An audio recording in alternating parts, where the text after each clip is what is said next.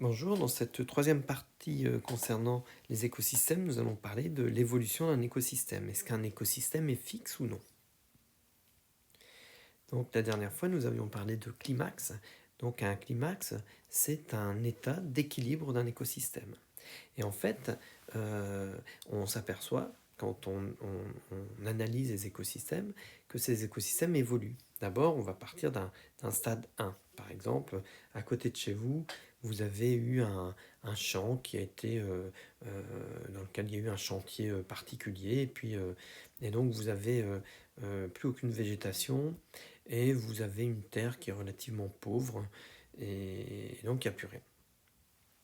Et donc vous partez de ce stade 1 et vous allez voir que progressivement, vous allez avoir des espèces qui vont venir s'implanter dans ce lieu.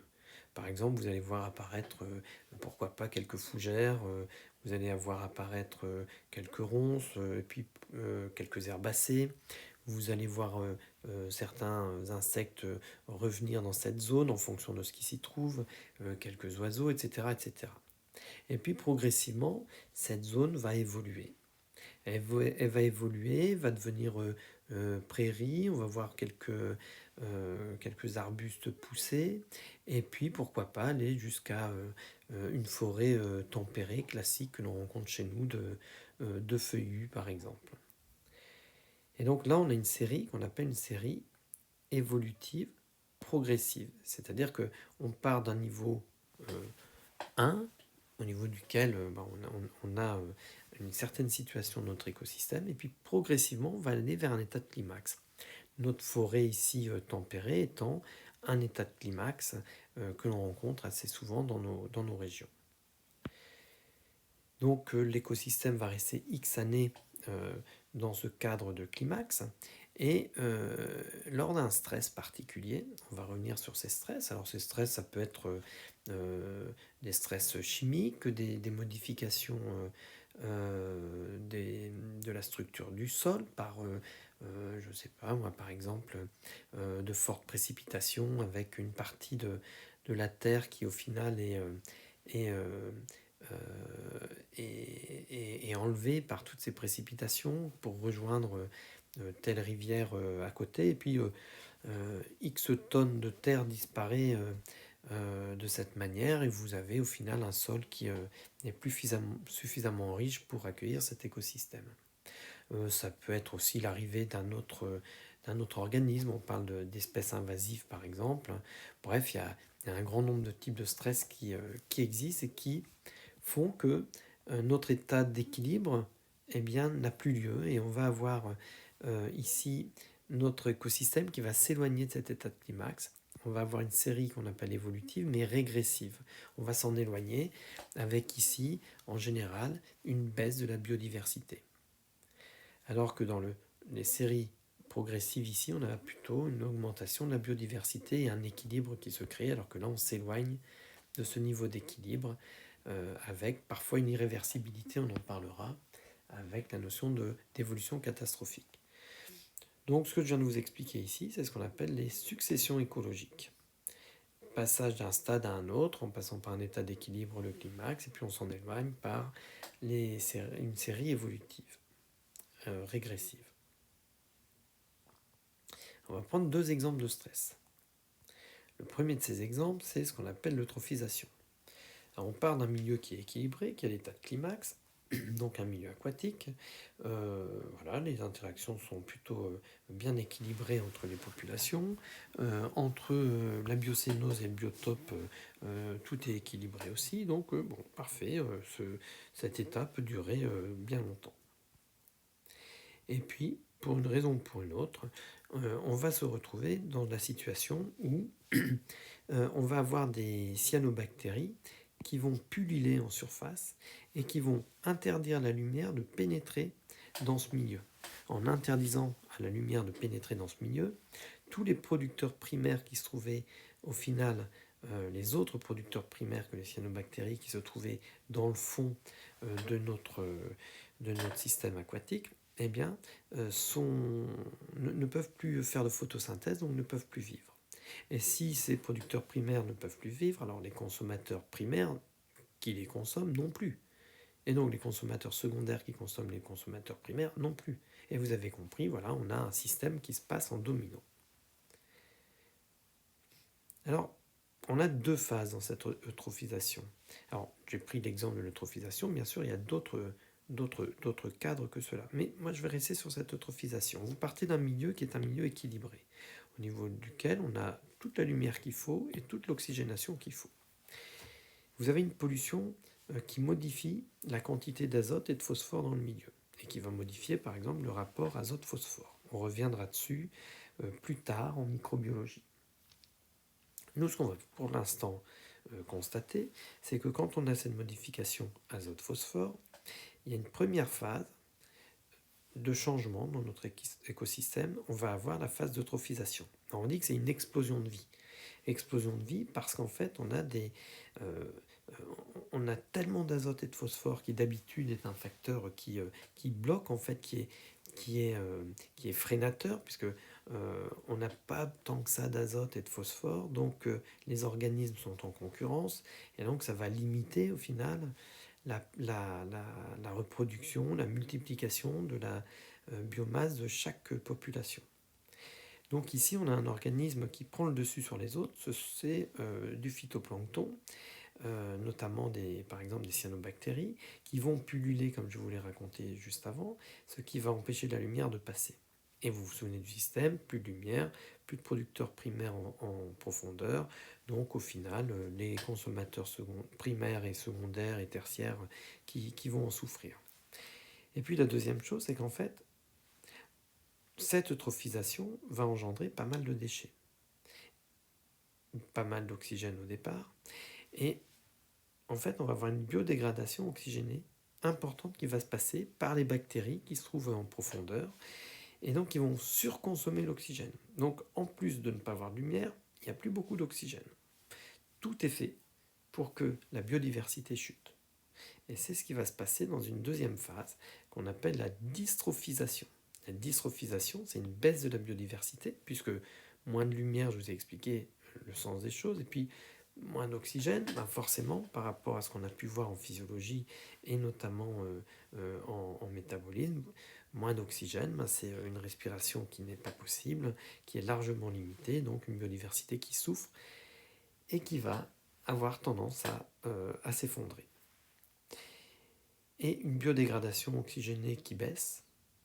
Et donc il va y avoir d'autres biodégradations ici qui se font en anaérobie. L'anaérobie, vous connaissez, quand vous passez à côté d'un compost mal aéré, ça va, s'il est mal fait, si vous y déposez n'importe quoi, si vous ne l'aérez pas, ça peut sentir mauvais.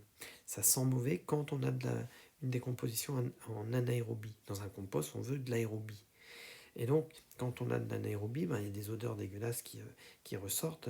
Une odeur d'œuf, par exemple, pourri avec du H2S. Le NH3, c'est l'odeur d'ammoniac. Donc, vraiment des odeurs désagréables. Et bon, donc, ça nous montre qu'ici, en fait, on a une accumulation de déchets qui vont limiter encore, à nouveau, la vie de certains organismes. Et donc, on va avoir une chute de la biodiversité du fait de 3 éléments au final: manque de lumière, manque d'oxygène, et puis une accumulation de déchets liés à la biodégradation anaérobie. Le deuxième exemple que je veux prendre, ce sont des espèces invasives. Alors, on part ici d'un état de climax. On est sur une terre où tout se passe bien, il y a un état d'équilibre, on trouve un certain nombre de plantes, d'insectes, dans les sols c'est pareil, il y a à peu près tout ce qu'il faut. Voilà, un milieu équilibré. Et d'une manière ou d'une autre, il y a l'introduction d'une espèce qu'on appelle une espèce invasive. Alors cette introduction, elle peut se faire de manière involontaire. Un oiseau qui arrive avec certaines graines, qui s'est roulé un peu dans la poussière. Il aime bien faire ça, les oiseaux, certains oiseaux. Donc, pour enlever les parasites, on se fait un petit bain de poussière, tout ça. Et puis on en refait un ici. Donc on laisse des graines et pourquoi pas en fait une graine qui se dépose ici. Mais bien sûr, ça peut être aussi une introduction volontaire. Toutes les plantes de jardin qui ont été importées ici et là, certaines sont des plantes invasives Et on va prendre cet exemple en fait. Si le milieu, au final, est un milieu adapté à cette espèce invasive, eh bien certains individus de cette espèce, mais donc il y a plusieurs graines qui étaient semées, certains individus vont au final se développer. Ici, je vous ai représenté donc l'implantation éventuelle d'un individu. Donc ici, c'est une herbe qu'on appelle une herbe de pampa, qui n'est pas du tout présente naturellement chez nous, mais qui fait partie justement de ces espèces qui ont beaucoup plu dans les jardins et que malheureusement on retrouve un petit peu partout à s'implanter. Et puis elle s'est bien plu cette herbe de pampa ici. Après une phase de latence, hein, en général on a ça au niveau des espèces invasives, une phase de latence, un petit peu comme si l'espèce prenait un petit peu la mesure de ses capacités. Eh bien on a une colonisation de masse. Et vous avez cette herbe de pampa au final qui empêche toutes les autres plantes présentes dans le milieu initialement de vivre parce qu'il y a une concurrence entre ces espèces. Donc on a cette notion de concurrence. Et cette notion de concurrence, ben ça porte sur quoi? Au final, quand on a toutes ces herbes de pampa qui se sont propagées, ça va modifier l'habitat. Donc on va avoir un déséquilibre des écosystèmes là-dessus. Les nutriments aussi peuvent être en manque en fait. On va juste rajouter un S à nutriments. Et puis, la lumière, le S était apparu ici, il était au mauvais endroit. Vous voyez, donc ici, en fait, on a une problématique de concurrence, portant sur différents éléments, habitat, nutriments, lumière, etc., etc. Et donc un écosystème qui va se déséquilibrer du fait de cette présence d'espèces invasives. Alors on en a d'autres, des espèces invasives. Ici, par exemple, on va avoir l'ibis, qui provient d'un zoo, en fait. On a une plante aussi qui a été, une plante aquatique qui a été accidentellement libérée en Méditerranée, qui s'appelle Colerpa et qui au final a provoqué des ravages importants dans les fonds méditerranéens. Donc c'est assez récurrent. Dans le livre La sixième extinction que je vous ai demandé de lire, vous avez tout un chapitre sur les espèces invasives, je vous conseille de le lire. Donc on peut résumer les choses de la manière suivante. Les stress peuvent parfois aboutir à des évolutions qu'on appellera des évolutions catastrophiques. Alors c'est quoi une évolution catastrophique? Une évolution catastrophique, vous prenez en abscisse le niveau de stress, et puis en ordonnée, en fait, vous allez prendre l'état de l'écosystème. Ici, on est dans une situation initiale qui est convenable.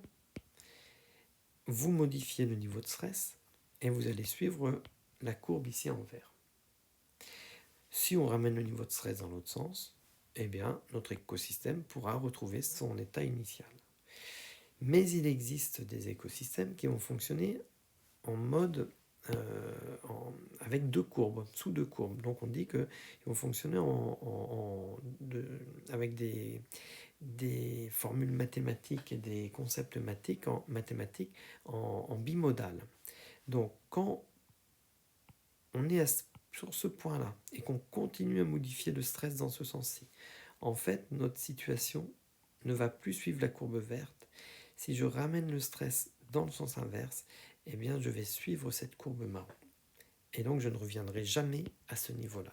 C'est une situation catastrophique, une évolution catastrophique d'un écosystème. Prochaine fois, nous entamerons une quatrième partie concernant l'interconnexion des écosystèmes. À très bientôt.